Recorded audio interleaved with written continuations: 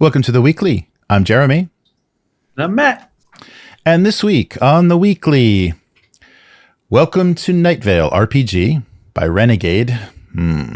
William King now is moving over to Konflikt 47. So a super group of 90s Games Workshop is assembling. Free League PDFs on Alchemy, no longer free. And Tabletop News is dead. So hopefully that doesn't include us.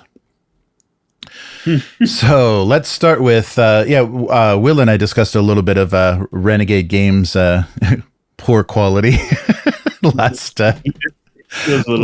week. Yeah, so Renegade Game Studios has announced the Welcome to Night Vale RPG. So if you don't know Welcome to Night Vale, it's a very popular podcast series that debuted, it's been around for a while, 2012. Wow, 2012. So yeah, 12 years. By Joseph Fink and Jeffrey Cranner. And they're in their 11th season now. Wow. So the fictional town of Night Vale, somewhere in the southwestern United States, where mysteries and supernatural conspiracies happen.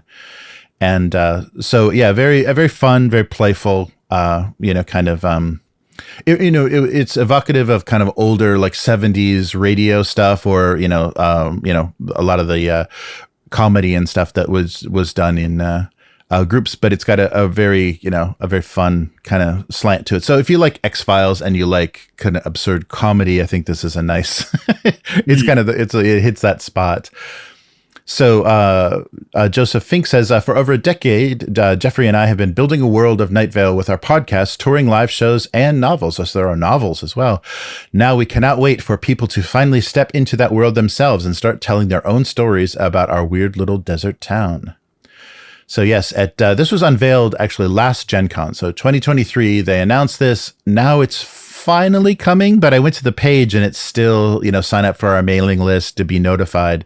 So they're getting closer, and they showed us like a prototype. There's a photo of the prototype of the game that has the recognizable logo, the kind of the purple and white and black logo. So you can play pre-generated characters or create your own citizen in the world, and then they'll have rules and guidelines for players to fully immerse themselves into Night Vale. So Scott Gata at Renegade, president of Renegade, said Joseph and Jeffrey have created a fantastic world full of vibrant characters, mystery, and rich, engaging stories. Role players around the world have long been fans of the series, and we're excited now to allow them to have their own adventures in the world of Night Vale. So yeah, is this going to be like a Monty Python RPG where people are just going to be quoting the radio show, or there's going to be people with like so much inside knowledge and so many funny lines from the show that it might be disruptive, or will it be fun? I don't know. I'm trying to think if it works as a setting, and if you have no experience of Night Vale, if there's going to be enough to kind of lead you in to give you the sense of what this is about and how you should play it. Yeah, the setup, honestly, when you were describing it, because I'm not familiar with that podcast, but it sounds very Buffy to me. Mm-hmm. Like, you've got this town that everything's centered in, where the weird stuff happens, but there's like a humor element. Mm-hmm. That sounds very Buffy to me, which could be fun. Could be a lot of fun. Did they say what kind of system it was? No, yeah, there's no mention of it, and I didn't notice like any custom dice or anything. So they just talked. Yeah, there's rules, rules and guidelines. So yeah, they didn't say if it's going to be. They didn't mention 5e. If it was 5e, they would have mentioned that. So it's probably going to be a simplified. I would imagine for something like this, like just a D6, like a simple, even like a 2D6 system would work fine. For something like this. Yeah, but they don't talk about the system. It is Renegade, and I'm not sure if they lean one way or another. I don't know what Transformers or G.I. Joe is based on. And hopefully they're not going to, this should be more of a boutique, like high quality, just because of the fan base and everything. I think they're expecting a really high quality product that has a lot of love and has a lot of, kind of maybe little inside stuff and little gimmicks in it that reference the show. So if Renegade just kind of throws something out there that's, they're typical level of quality for some Hasbro property, that's too bad. Yeah, that would be unfortunate. But we'll see. We'll see how they do. I just Googled it really quick, and it uses something called the Essence 20 system. Oh, okay. Which probably means a die 20 system. Right. Nice. Essence 20. That might be one of their things. That might be a Renegade thing. Because I wonder if that's the thing that kind of they use all across. Yeah, so the most recent release from Renegade has been, I forgot they have the World of Darkness license. So they did Hunter the Reckoning 5th edition. Was their latest source book. But it's interesting. They're getting a lot of work, but I'm not sure. I think they're maybe contracting a little bit too much of it out, and they need a couple more editing passes and things. It's just like maybe their deadlines are just too hectic. Maybe they really have put themselves into this really weird production schedule, because that's what I think Fantasy Flight was complaining about at one point. They had so many, like 2,000 active production jobs in China at any one time. It's like how do you manage that? How do you manage printing that many cards and board games? And yeah, that's just an insane. You fail. Yeah, right. Yeah, some things slip. Tables get published empty, and all kinds of things happen. And you panic and cancel things abruptly. Yeah. Right. Oh, I'm sorry. So this isn't released. This is coming to BackerKit. That's right. That's the thing that I missed and the introduction. So this will be crowdfunding October 1st. So yeah, not coming soon. So that's it. So they announced it, last summer, and it'll finally be coming to so maybe they are giving it some time.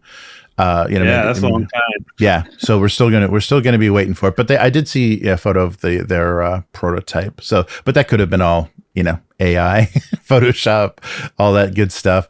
But so we'll see how this goes. I think the setting would be fun, but I think everyone would have to be a fan, and that makes it a little difficult, because as we've experienced with IPs, everyone is not knowledgeable of every universe, and there's people that just don't have experience. So you have to be able to navigate it. So we'll have to give it the Will test, right? We'll have to drop you and Will into Nightvale and see if you can have fun.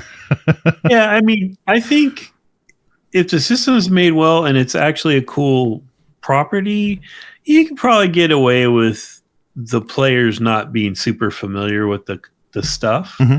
I think the game master definitely needs to know about it. Yeah, that's true. Well, you'd only have to listen to 11 seasons if you didn't know, so it shouldn't be too much. Shouldn't be too bad. But so that's interesting. It reminded me a little bit of them doing, there's like Monty Python or some of the RPGs where you're just like, okay, yeah. I mean, that's a good thing for the fans. I don't know if the source book, if the content in the source book, because that's the thing we're talking about with the Mistborn and the Cosmere RPGs, is they're basically saying, if you don't want to play the game, just buy this collected history and of this entire setting, because we're making it a coffee table book. It's not going to be an RPG book. It's going to be this lush coffee table book. So I don't know if there's enough for the fans in this RPG that would just make them happy for the content. So we'll find all that out.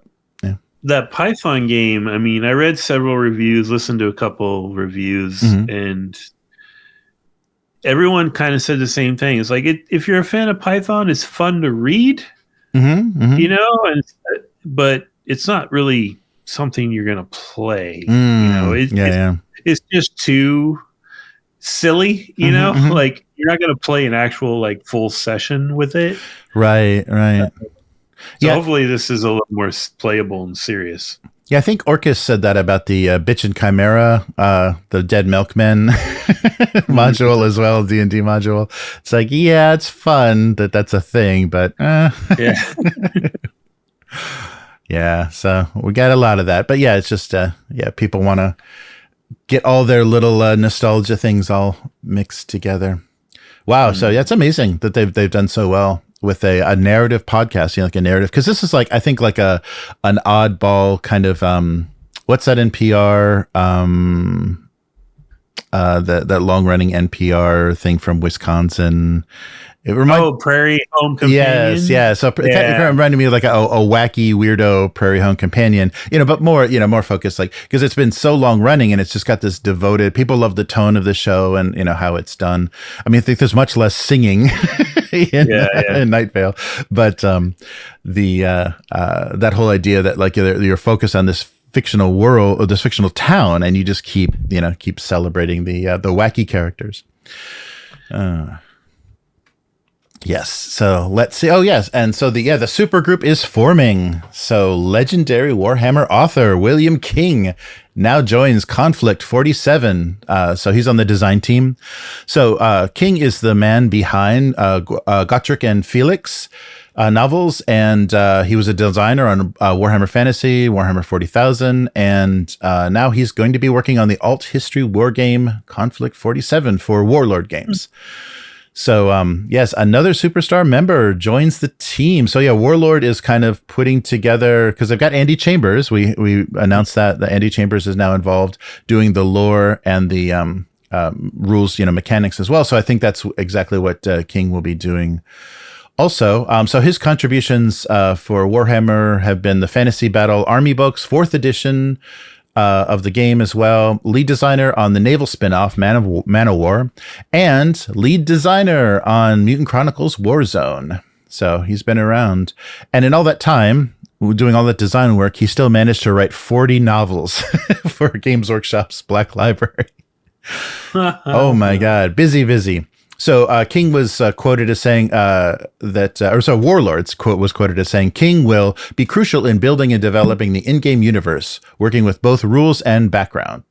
So similar to what they announced for Chambers. So Chambers took over as lead designer on Konflikt 47 in June. And so Warlord's announcement also promises several other big names will be announced in the not too distant future. So there may be some more people being brought over to bring attention. And I don't know if Konflikt 47 is the property that you want to put all of this like name recognition and stuff on, but I think Warlord Games sees it as the place to go. So King was quoted as saying, World War II plus dieselpunk, undead, monsters, what's not to love? So he said, Konflikt 47 speaks to any number of my obsessions: retro tech, science fiction, alternate history, World War II, to name a few. So the core of the game's rules are the World War II game Bolt Action that was developed by also other Games Workshop veterans, Alessio Cavatore and Rick Priestley. And so Bolt Action has some elements from 40K's 3rd edition, so standardized movement distances, vehicle armor values, but it takes out things like armor saves and toughness values to kind of make it more simplified. And you've got a nice random activation on that as well, so that's fun for the alternating activation makes it a little more surprising. So so Konflikt 47 features things like Soviet werebears and British automata. So there's mechs, power armor, and super soldiers, but they still say that the game is calibrated around the human scale. So everyone's not playing a space marine or a super soldier. There are these machines, these powerful machines, but there are, human scale, normal soldiers on the field. So it makes the sci-fi stuff feel extra special because, everything is still in terms of the human world.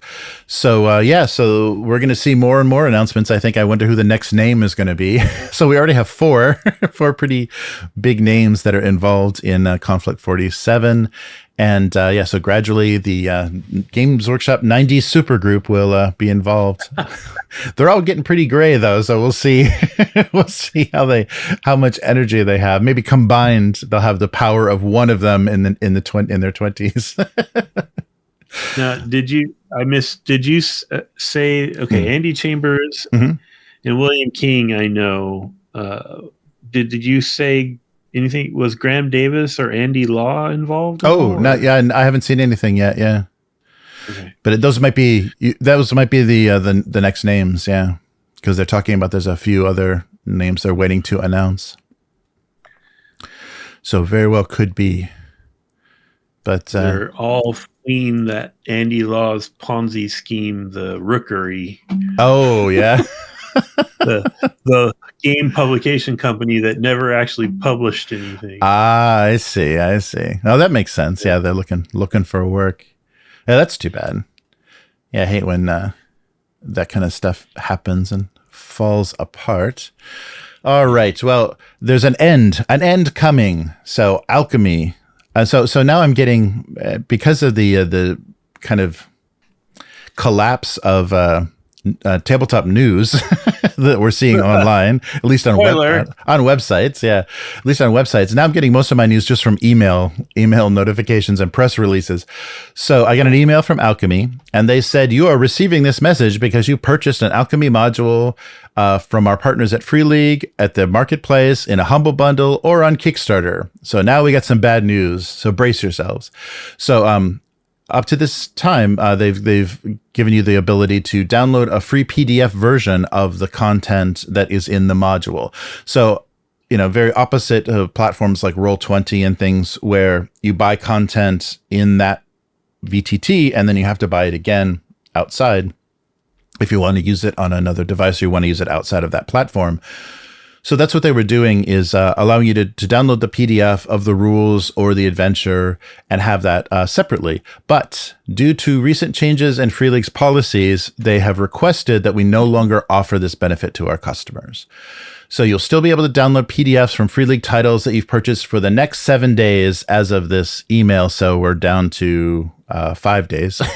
Sorry. So Wednesday, August 21st, 2024, they're going to end this. So they're going to take away those links to download the PDFs. So if you purchase the Humble Bundle, or if you have previous Alchemy codes that you haven't activated yet that include Free League titles, you should probably activate those and download those PDFs while you have a chance. And they go through, how to navigate that. So that's in your content universe, and you have to go to individual titles, and under a right click, it says download PDFs. So that's going to, so already that wasn't a thing with all of their content. It was something that they wanted to do. And if the content creators agreed to it, then they would include those PDFs. Free League was one of those, but now they're going to end that deal.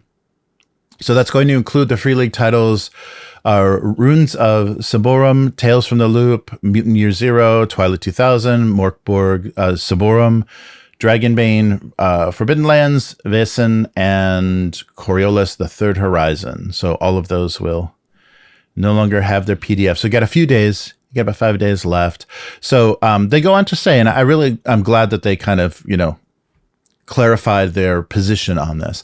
So they say, our team spend weeks hand entering the complete contents from every book into the Alchemy universe. And they really see this as the best way on any device to look at these rules, because they organize them in a very specific way. They're hyperlinked. You still have the art assets, that are showing you what's going on. So whether you're in it on the web or on a mobile device, you have complete access to the rules content, the adventure content. And they strongly believe that customers should be able to download digital hard copies of everything they buy on Alchemy. And they give you 2 reasons that they really believe that. So they don't like the broken buy model system in today's RPGs, where you're forced to purchase titles multiple times for different platforms, a PDF, and then if you want it on Roll20, and then if you want it on Foundry, you have to keep buying it again and again. And physical books, of course, have the production costs and materials costs, but to give you a sense of value for your purchase, you should be able to have that content anywhere that we don't want to review it. And their second point is they understand that cloud-based services like Alchemy, Roll20, Demiplane, everything are not guaranteed to exist forever. So if the servers shut down, your content is gone. Your purchases just instantly disappear. So offering the PDFs, they say, is one way they can provide kind of an immutable value for your investment. So that can never be taken away from you. You download these PDFs.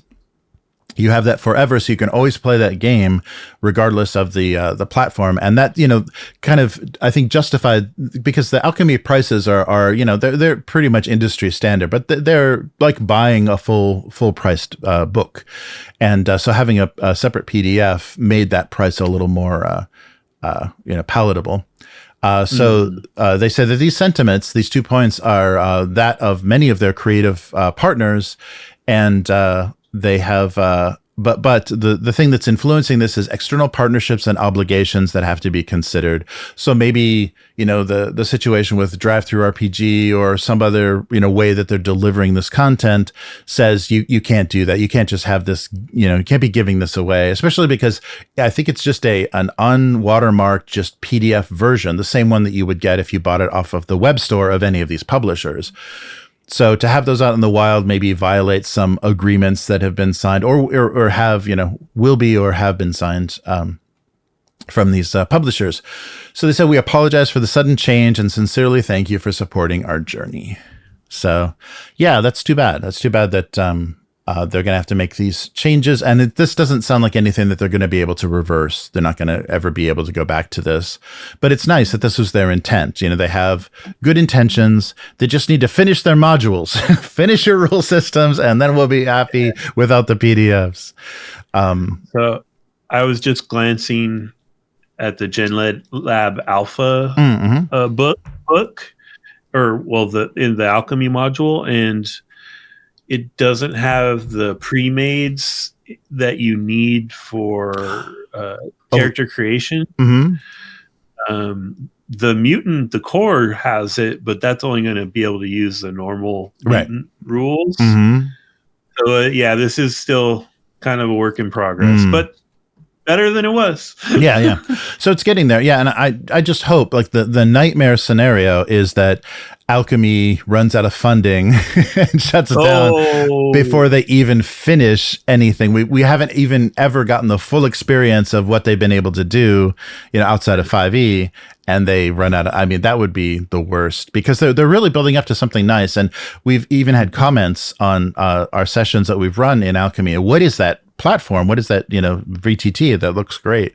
So they're doing a good job with it. And I think they have the right idea. It's just, hopefully they have the funding, and, that may explain, they probably didn't overhire. They're probably, they're taking their time. It's not, going as quickly as, people would like, because they keep including Alchemy modules in Kickstarter campaigns, but those are even further off than the published books, the fulfillment of the pledges in some cases. So it's a little frustrating, but good luck, Alchemy. I mean, we're definitely enjoying that platform, and would love to see everything get all of its custom dice faces and everything in place. That would be really cool to see some finished modules. But that's too bad. So you've got it. If you have any of this content, you've got a few days still to download, and especially with that Humble Bundle, it's worth trying to download all 50 of those PDFs before the end, because it's quite a bit of content they give you that you can just play separately. You can play free of any platform. Yeah. So if after this Humble Bundle thing expires, and say you didn't do it, and then you go and buy like the mutant module, will you from there be able to download the PDF? Or, I mean, no, I think is it? Yeah, it's off the platform. Done. Oh man. Yeah, they're going. So as of the 21st of this month, they're that's not going to be under the right click. It'll just be the link. I totally understand that for the Humble Bundle, because that is an amazing deal. That's true. That you can't have floating around all the time. Right. You will go broke. But yeah, that's a bummer that if someone pays the full $30, they're not going to get the PDF. Yeah, well, I think it's going to coincide. It's going to be pretty close, because I think the last days of the bundle and the last days you can do that are pretty close. So if you input the code right away, and it's just a single code. That's the nice thing about that Humble Bundle, is you don't have to put 50 codes into Alchemy. It's one code, and it just unlocks everything. And then just go in your universe, go through and right click on everything you've unlocked, and get those PDFs. But that's too bad that it's come to that, and we don't, they've just kind of generally explained the reasons. So, and it must be, because there must be pressure from Kickstarter, other digital sales platforms and stuff. It's like, you can't give this stuff away because it's competing with us. And yeah, so they're trying to keep all their partners happy in all the ways that you need to make them happy. So I just hope this means that they're not going to pull back from supporting the smaller RPGs, on the platform. Because that's it's a nice thing to see, that it's not all 5e, 5e, 5e. Yeah, I think they just need to pause in general and just fill out the content that's already in the library. I get that you want to keep the buzz going by adding more and more stuff, right? But if these things are all unfinished, maybe finish this up a little first, and then right. No, that's true. Yeah, I would just hate to see this go away and they never have finished a thing they started and offered, promised so much. It's kind of like a streaming platform. It's just like, yeah, they just got to get you to pay, get in there and pay the subscription and buy the stuff and be like, okay, I'll wait for it to get finished. Yeah. I was just, as I was looking right now, there were 6 public games going on, and about 50 private games. Nice. Like right now. So, somebody's using it. Yeah, it's active. I like seeing that too. I like when you go into a title, it'll show you active games, so you can see that people are on the platform. That's really cool. Yeah, I don't know if I would jump into a game of randos, but it would be. But it's fun that exists, and it's fun that they have the. You can watch. You can. Watch. Yeah, you can Exactly. Watch what's going on. So once that gets really solid, that'll be a really great way to kind of check out games that you haven't played before and stuff. It might actually hurt our actual plays. I think they built that out a little more. I seem to remember in one of their 10 million update videos recently, they one of the subjects was the using it for streaming. I think they've improved it a little, but I haven't really looked at it yet. Cool. Yeah, so we'll see. So best of luck to Alchemy, and it's a bummer, but it's still a great platform. It's definitely worth checking out, and you can try it out for free. And there's free demo adventures and modules you can install and stuff if you just want to see what it looks like in the interactivity. So give that a shot. All right. Actually, I'm sorry. No. I keep stretching this out. I'm sorry. No problem. But the format they have for streaming, I think, is the version of Head in the Box, as I say in a TV.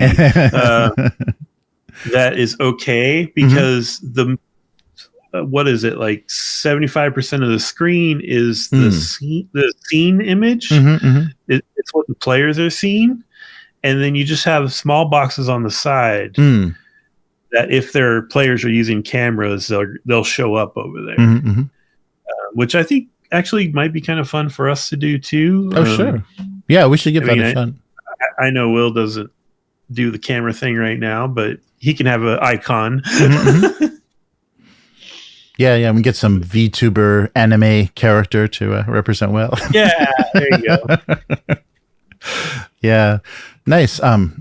So yeah, we will definitely be exploring that more in the future. Now that we have those the Humble Bundles content, we can try a lot of Free League games that we haven't played before. So that's good to see. All right, Matt, I hate to break this to you, but the internet is dying. It's been confirmed, and so is tabletopgamingnews.com. So this is an article posted by Daniel Kling Lawrenson from Tabletop Gaming News. So they are celebrating their 20th anniversary, but they're barely alive. They barely exist. So they explain kind of the situation right now, and I think we're all feeling this. And it's always the little guys, the small or to medium-sized sites that are going to feel these big changes first. But what he talks about is the rise of AI-generated content on the web has created so many repetitive articles, and Google's search results have become so insular. They're just supporting their own platforms, their Google News and their YouTube and everything. that the ecosystem is becoming very difficult to penetrate or have any sort of, so everyone's traffic is just dropping to nothing, and so that affects news blogs very much, and so we already have seen that. So they're reporting that the decline in traffic was so significant that they went from down to just a few hundred visitors for the during the start of 2023. So they had to kind of reorganize and make some progress. So they worked on the platforms like Google Discover and Google News, and they surged back up to about 15,000 daily visitors at the peak. And so they thought, okay, maybe we'll survive this. Maybe it's good. And then again, Google, shifted away, did whatever they do, they don't tell you about. And then they had another significant drop. So now they're down to about a few hundred loyal readers on this site that's, been around forever. So that means fewer visitors means a tighter budget because they're not getting the ad revenue, they're not getting the clicks, their AdSense is not producing anything. So it's increasingly difficult to do high quality content. So they made a deal with the devil and are now relying on AI tools to keep the site running. So basically they're generating content on the site, and the kind of sole editor right now working on the website is doing it as a labor of love from a farm in Norway, and so they'll continue to try to keep it afloat. And they're apologize. A fair bit of their content is AI generated, but it is heavily edited and fact checked for accuracy. And they see it as a temporary measure, but I don't know if things are really going to change. I mean, I don't think things are going to open back up. But they did promise that if and when their traffic recovers, they will phase out the AI work as much as possible so they can go back into human-made content, because they want to make profit only on human-made content, not on just feeding this big AI mess. But we've seen this happening. So the IGN acquisition of Dicebreaker basically led to their closure. They were made redundant. I don't know. And that was the piece that I was missing when we were announcing Rascal News. So one of the contributors to Rascal News, or the founders of Rascal News, was a former Dicebreaker contributor. So that explains why they suddenly had a lot of free time. And we need to support these platforms because they're going away. And so we're down to like maybe half a dozen decent quality, very up-to-date sources for tabletop news, whether that's board game or tabletop RPGs. So the last few sources we have, so there's N-World, there's RPGnews.com, which is basically N-World. There's Battle of Lost Souls, which is okay. I mean, they vary. Don't watch their videos. There's ICV2, which is a store owner kind of reporting the real business and economic side. Of course, Rascal News. And then formerly called Beasts of War on Tabletop is still alive and kicking. They push you to a lot of their member content, but I like those guys. I loved those guys from the Beast of War days. And unfortunately, they got screwed over by YouTube getting conservative about the use of the word war, I guess. So they, they got really hurt. They were doing really well, and they got really hurt by the name. So they switched to On Tabletop, and they're still doing really high quality content. It's just they're much harder to find now. But those guys are great. But so that's half a dozen sources for and. As opposed to everyone, like IO2, everybody had their board game stuff, and most of those departments are kind of giving that up too. So this is kind of a disappearing disappearing news source. I mean, it's not going away on YouTube, obviously, because that it's a Google platform. So tabletop news and reporting will still go on, but it's going to be not journalists, it's YouTubers, and you know the difference. Look at the quality. What can we do? But it's not going to be thumbnails, right? It's not going to. Yeah, we got to get a lot of this, but you're not going to get the fact checking. You're going to get a lot of rumor mongering and clickbaiting, and and just kind of infighting, trash talking. You're going to get a lot of unnecessary garbage content on YouTube that you're not going to get from journalists that want to have some credibility, because YouTubers don't worry about credibility. They're maniacs. So that's a shame that we're seeing this decline. So interestingly, the history of tabletop gaming news. So they started out as a small blog in the mid 2000s. They were bought by Common, so they were going to be Common's like main news site for a while. Then they were sold off multiple times throughout the 2010s, and then by the and that was just about the time that the current the last remaining employee took over as editor and chief editor and part owner. So it's too bad. It's too bad to see this stuff go and kind of dwindle down. And I'm not sure, like Rascal News, I think they're taking the right approach, but I don't know how long term that is. And it's probably good to, just like Patreon can do for people, is to get a small dedicated fan base to support you, because you know that that's, you know, kind of guaranteed regular income. So you have a budget that you can pay freelancers and things with. But I don't know, you know, if that's going to be interfered with at some point. But yeah, subscription is hard because there's so many people then that aren't going to see your content. You know, you know that every time you hit a Wall Street Journal or whatever, you know, pay to read this article, you're like, nope. So it's still, you know, kind of a turnoff in this, like, you know, freely spread in this blogosphere that we're used to. But it's going away. It's definitely going away, and I think we can blame directly Google and hopefully their this third charge from the U.S. Justice Department.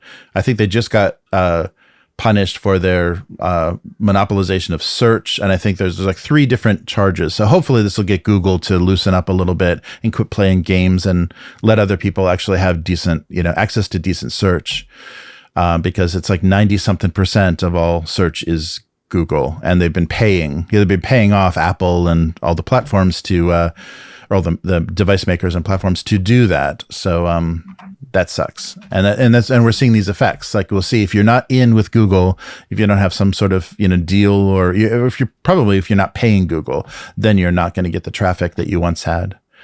So it's not free anymore. So there is a way this could work, but it's not going to happen because it needs to be a cooperative project. I've seen this in independent news, like real news, you know, hard journalism, where a YouTube channel will have a slate of contributors who also maybe write some kind of blog posts or whatever. And so every day there's multiple people providing content. That is, I think, how this could survive. But they're going to have to start. Well, okay. Number one, you're going to have someone willing to organize that and everything, which is going to be really hard. Number two, it's going to start at, you know, 0. It's going to start at the bottom. So if they've built up any success on their own channels or websites, that's all going away because it's all starting over. Right. So it's going to take time and hard work and perseverance and, you know, not making any money for a while. So it can be done. There are some kind of cooperative journalist groups that have managed to cobble together, you know, some decent followings, enough that they actually can have advertisers and revenue. But I think that would be really hard, and it'd take a very special person, and they'd have to have really patient people that they're working with. And so it could be done. I don't know if it will be done. Is kind of where we're going with that. Yeah, and we've seen a couple, like conservative news has done that sort of stuff where they get, like, you know, the kind of angel investors to kind of throw big, you know, millions of dollars in, so they create these platforms and things.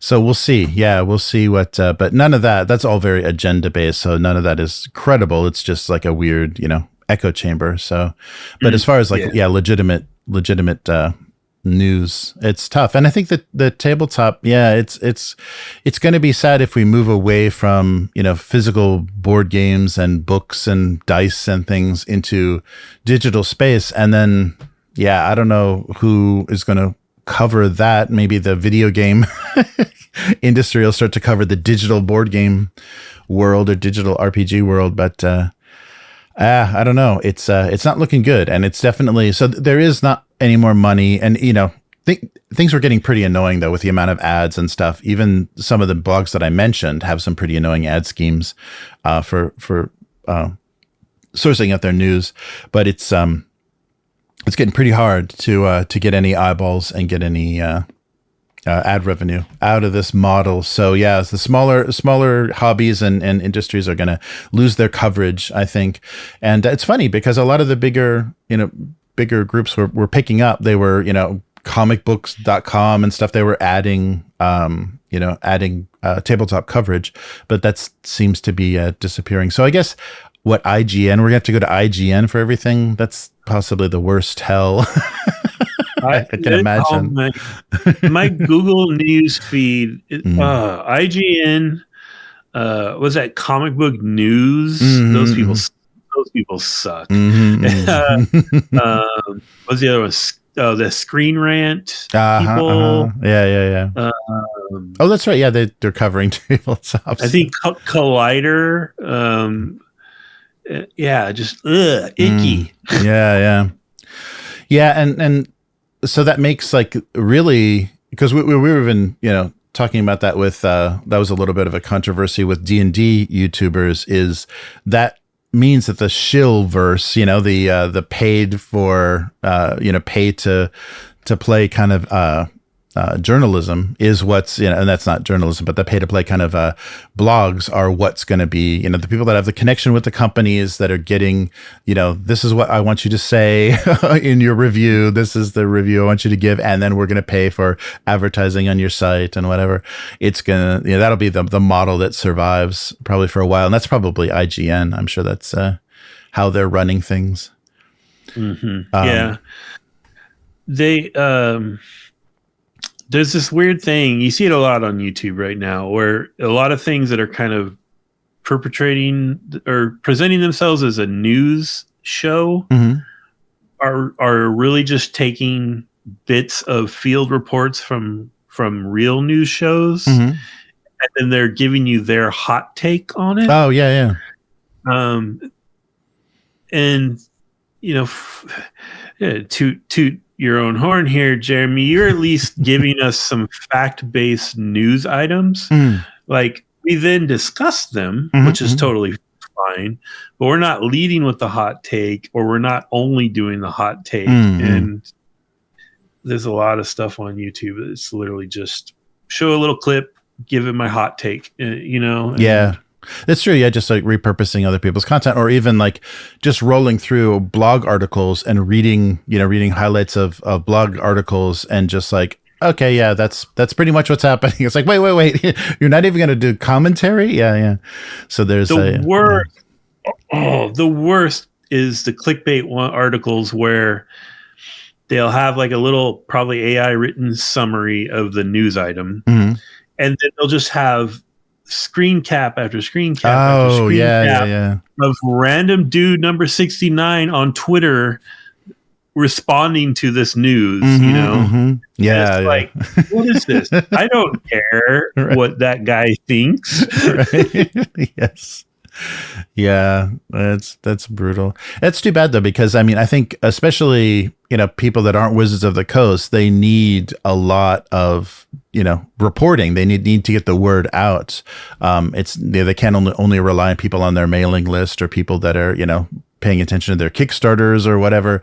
They need to be able to have, and also places where people can discuss wow, is this a good move for them, or that's a weird thing for them to start producing, or that's a weird IP they're licensing. If that goes away, it's gonna I think hurt the growth of a lot of these smaller to medium publishers. So we'll see what happens. But yeah, as it stands now, so no more free PDFs and no more board game tabletop journalism. It's all Google. It's all Google shill bait stuff. So too bad. Yeah, that's a shame that we're gonna lose that. So prepare to to listen to a lot of my emails, because I'm going to be relying on a lot of. I won't have any good leads from the blogosphere. I'll have to completely rely on.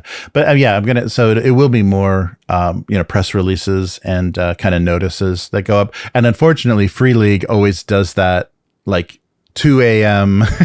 the night, the morning of, after I've already prepared for the show. There's like no chance to get any of that stuff in. So I'm always a week behind on Free League because of how they release their news.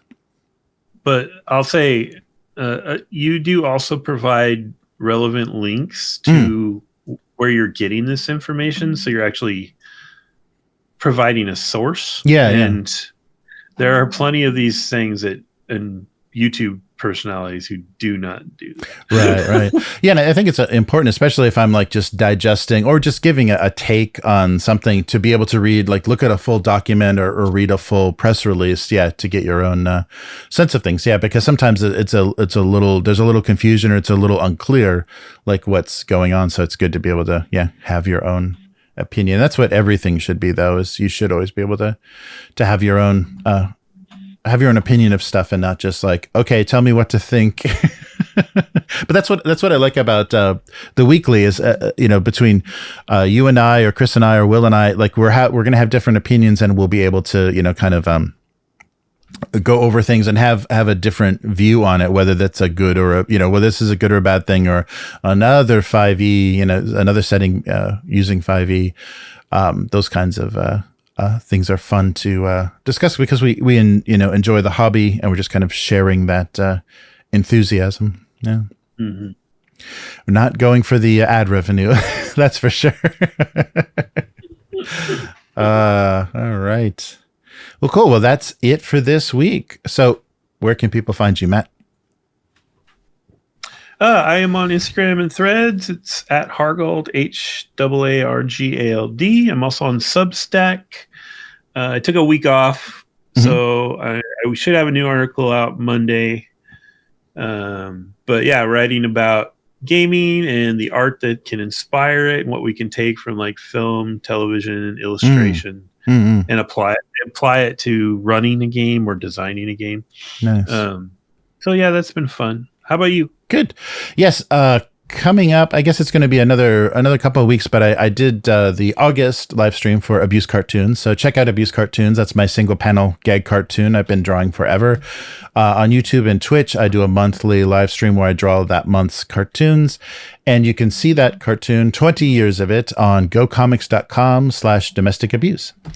And if you like what we're doing here on the weekly, consider becoming a weekling. That's at patreon.com/upturntable. You can let us know what you want to see more of. Send us some tips and things that you're hearing on message boards, the kind of stuff that's going around. I can't be everywhere all at once. So I really appreciate people, with an interest in, specific gaming and things to let me know what's going on. Because things have been changing pretty fast for some of these companies and some of these favorite IPs. So that's upturntable.com for the website, and on all social media, Upturned Table. We're releasing the actual plays for Vaesen. We're going through that. Actually, it was a lot more than I thought, because we're only through 3 mysteries, and we're at episode 8. So I think it's going to be closer to like 12 or 14. Nice. Yeah, so it's good. Yeah, because some of the even that first very simple introductory adventure, it took us like 3 sessions to really get going, because we did the castle building and kind of character setup, and then we got into that. So that was fun, and it's nice to go back in and hear those. And I think that's a great game. If you don't know about that game and you want to see a version of how it can be played, I think it's very inspiring, because it takes a lot of the it has a lot of the fun and disturbing qualities of a Cthulhu, like a Call of Cthulhu, without a lot of that baggage, because it's basically it's mythic Scandinavia. So fun stuff. Yes, and so yeah, that is where you can find us, and that is going to do it for this week. So thank you, Matt, for co-hosting, and we'll be back again next week. Bye. Goodbye.